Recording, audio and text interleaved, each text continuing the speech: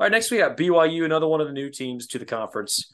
Have been an independent for a while, but have played tough schedules Correct. for several years now. Had a really good chance to be like major spoiler a year ago. I would say they weren't quite as good as a lot of people expected, myself included. Not that they were bad. It didn't quite go as well as it could have. Lost their quarterback. Keaton Slovis looks to be the guy this year on his third program, I believe, or something like that.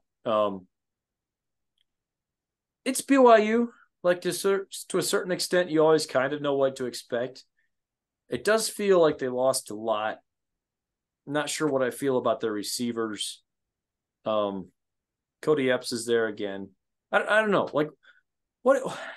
It's a new challenge because they've played tough schedules before, but obviously now it's week in and week out in the Big 12. Sure. What do you see from BYU? Can they have a successful first year? I have a lot of faith in Kalani Sitake. I think okay, you mentioned the point about them playing tough schedules in previous years, which is correct. Like you're right. They've played some like borderline brutal schedules. Just kind of due to I mean, I guess that's like they set that up. Like that's set up by the university. Now you're going to a conference. I honestly don't think it's going to be a huge change for BYU from a physicality standpoint. They're one of the newcomers to that conference. I don't think they're going to struggle as much as UCF will to the grueling nature of that conference of the Big 12. I don't think they'll struggle as much as Cincinnati. I see some wins here in the non-con. They do go to Arkansas, like on the road. That's a tough game. That's going to be a really difficult game. Arkansas is maybe not fantastic, but it's going to be physical, right? Like that's going to be that's a good SEC team.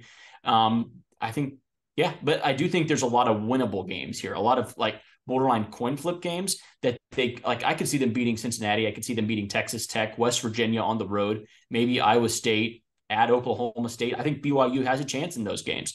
So yeah, for that reason, my number that I'm looking at right now is at 5.5. I'll take that and go over. I think they can get to 6 wins, maybe even more.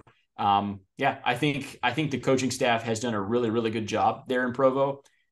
Yeah, it's going to be fun. By the way, like UCF and BYU, like really good, like home field advantages for those teams. Like that's really good for the Big 12 to get like programs like that aren't, by the way, not huge like universities that you think of like, whoa, they've got just an incredible home field, but they do. They're kind of underrated. Like UCF really has a really good home field advantage. BYU does as well.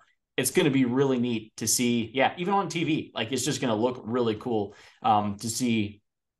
Oklahoma goes to BYU this year. Like that's going to be fun. Like there's going to be some things it's just going to look cool. So yeah, no, I like BYU. I'm going to take them to go over this year. I'm going to zag a little bit on you. I'm going to take the under.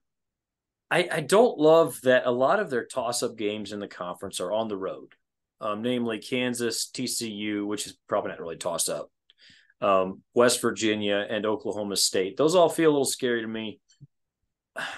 I don't know. I just feel like they're going to be fine in the long run. I like you. I have a lot of faith in Kalani Sitake.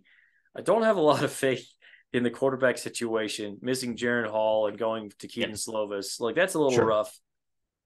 Got to go to Arkansas in the non-con. Yeah, I don't know. I'm going to take the 5.5 number. Take the under. I got a 4.5 for you, by the way, on your over. So we could both hit again. Another one we could both hit if they go 5 and 7. But yeah.